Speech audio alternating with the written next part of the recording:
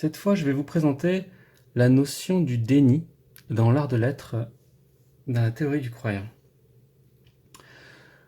Alors, dans la théorie du croyant, nous avons donc ce phénomène de confrontation entre le réel et l'imaginaire. Chacun d'entre nous avons un imaginaire et sommes confrontés au réel de la même façon. Nous partageons le réel de manière générale et l'imaginaire de temps en temps, nous le partageons aussi, ce qui n'est pas automatique, mais puisque chacun va produire le même, mais on va se partager nos idées et donc faire en sorte que plus ou moins ce soit homogène. Ensuite, nous avons quand même une base de concepts assez similaires, mais en fait ça je vais le passer sous silence, ça n'a pas d'intérêt dans ce que on va prononcer, si ce n'est que le mécanisme en lui-même prône et fabrique ces éléments de la même façon. Donc le déni. Le déni, c'est quelque chose d'assez courant, de très très courant chez tout le monde, n'importe qui va avoir un problème dans son imaginaire. Il va être confronté à un élément de la réalité qui n'est pas présent dans son imaginaire. Cet élément, comme il y a une différence, va soulever des questions. Ces questions vont donner naissance à un raisonnement. Ce raisonnement est un processus long et très énergivore que nous ne pourrons pas forcément réussir à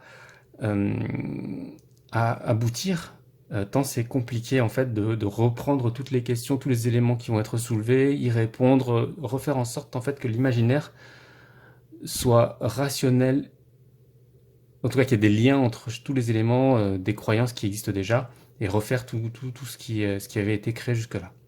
Il y a des choses qui vont être beaucoup plus difficiles que d'autres, hein. Si c'est quelque chose que vous avez appris récemment, il sera plutôt moins compliqué que quelque chose que vous avez acquis il y a très longtemps et qui se prouve tous les jours, quoi.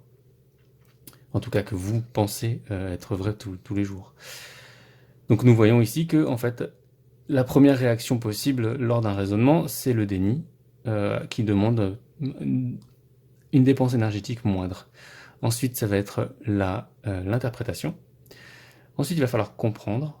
Tu peux comprendre les choses, voilà, tu n'es plus obligé d'interpréter. Interpréter, c'est dire oui, ça existe, mais c'est quelque chose que je connais déjà, qui ressemble à autre chose. Mais c'est pas le cas. Pour le coup, on parle vraiment d'un truc qui est complètement différent, mais tu peux te dire, ouais, en fait, ça ressemble à ce que je connais déjà. Et comprendre, c'est dire, ah oui, en fait, c'est pas ce que je connais, c'est quelque chose d'autre. Donc ça, c'est comprendre, c'est quelque chose d'autre. Et en tout cas, c'est dire, ah oui, il existe quelque chose d'autre par rapport à ce que je connais, mais pas forcément faire la différence entre les deux. Et la dernière étape, c'est d'accepter, c'est de dire, ok, c'est bien quelque chose d'autre, c'est bien ce dont je parle là, et voilà comment ça fonctionne de A à Z, et en fait être complètement en accord avec la réalité. Donc ça demande beaucoup plus d'énergie. Donc nous allons passer du déni. Le déni, c'est la première étape, et donc si votre énergie disponible est insuffisante pour accéder aux autres étapes, vous allez avoir votre réaction qui va se bloquer au niveau du déni. Le déni est en fait résolu par un raisonnement que je signale comme étant automatique, discret, muet, quelque chose qui ne va pas attirer votre attention en termes de réflexion et de pensée. C'est donc quelque chose que vous ne notifiez pas, vous n'avez pas forcément le déclic au moment où vous le faites. C'est un réflexe. On est vraiment sur quelque chose de... Je sais que le mot réflexe et réflexion a une différence, mais c'est vraiment quelque chose qui va pas vous percuter. Vous n'allez pas vous en rendre compte.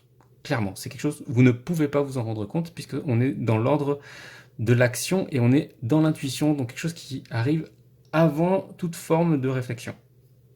Même si c'est du raisonnement. C'est-à-dire que c'est le mécanisme qui résonne, et ce mécanisme va fournir une action intuitive, qui va être une réponse donc de basse énergie, d'énergie facile à faire, et qui va procurer en tout cas, qui va faire en sorte que l'imaginaire qu'on a, c'est-à-dire qu'on imagine quelque chose qui ressemble à A, enfin quelque chose de... Voilà, on imagine que A, et en fait, dans le réel, en fait, c'est B. C'est différent. On a vraiment une différence. Et donc, pour faire ça, l'action qui va être faite, c'est déformer, détruire, modifier la réalité. Donc j'ai mis une série de verbes, je vous les laisse, rejeter, voilà, enfin, et plein de choses comme ça. Et le phénomène, c'est par exemple, vous avez un livre, une bibliothèque, vous avez une bibliothèque. Elle doit, dans l'imaginaire, être rangée de façon alphabétique. Si vous avez un livre qui n'est pas rangé dans l'ordre alphabétique, il y a donc différence entre ce que vous imaginez et la réalité. De là, vous avez deux solutions. Donc, en fonction de l'imaginaire, en fonction de l'énergie que vous avez à disposition, soit vous vous dites, ok, je suis dans un tri spécifique, etc. Je suis obligé de réorganiser tout mon mode pour recréer un tri qui soit conforme à la réalité. Soit, vous décidez de dire, je vais prendre le livre, le remettre à sa place pour que l'ordre alphabétique soit respecté. Donc, vous voyez que le déni, c'est pas forcément quelque chose de négatif, quelque chose qui va être absolument à nier complètement, il faut pas le faire, il faut pas le faire. Non, c'est pas vrai, ça a du sens, ça a vraiment du sens. Par exemple, de mettre un, un verre dans l'armoire à verre et pas dans l'armoire à assiette. Tout simplement, ranger un petit élément à un endroit, voilà, son cahier dans son bureau et pas le foutre dans les toilettes. Voilà, enfin, c'est des choses de toute façon tout à fait simples, mais qui vont avoir un intérêt. Donc, on déforme la réalité dans le déni, on déforme la réalité, c'est-à-dire la possibilité que l'on puisse avoir un élément désordonné par rapport à l'imaginaire, en tout cas différent de l'imaginaire, pour recréer quelque chose, une réalité qui va se conformer à ce qu'on croit. Mais par exemple, vous avez des trucs plus désagréables, c'est-à-dire que là, on est en pleine discussion, par exemple, avec quelqu'un qui est tout à fait en désaccord avec moi, et pour moi, c'est impossible de discuter avec lui parce que la façon que j'ai d'imaginer le monde, cette façon de penser que lui a ne peut pas exister. C'est au-delà de mon imaginaire. C'est impossible pour moi d'accepter sa façon d'exister. Donc j'ai deux solutions.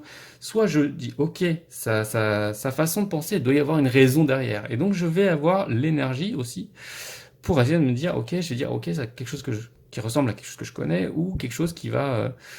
ah oui, en fait, il veut parler peut-être de ça, mais c'est pas ça qu'il fait. Enfin, ou alors je me dis, ah d'accord, c'est comme ça que ça marche. Ok, oui, ah oui, il y a ça aussi qui existe.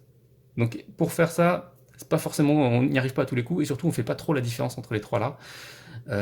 Donc bon, c'est un peu compliqué de savoir vraiment où on en est. Mais en tout cas, le résultat c'est que si j'ai pas l'énergie, une des solutions c'est par exemple de rejeter son discours. Non, son discours n'existe pas. Dans les cas très extrêmes, mais là il y a quand même une énergie importante, à mon avis, hein, qu'il faut imaginer. Ce serait là, par exemple la volonté de détruire cette personne qui porte une réalité qui me convient absolument pas. Et donc là, on en vient à d'exemples qui pourraient avoir voilà, des crimes passionnels, je sais pas quoi. Enfin non, cette personne ne peut pas me tromper, c'est pas possible. Si elle me trompe, enfin, il faut qu'elle disparaisse pour que son existence n'existe plus et que mon imaginaire me dise, enfin, pour me conforter avec mon imaginaire, parce que cette chose ne peut pas exister. Cet événement n'a pas pu exister. Après, il y a tout le phénomène de déni, de ne pas pouvoir s'en souvenir, etc., qui est encore autre chose.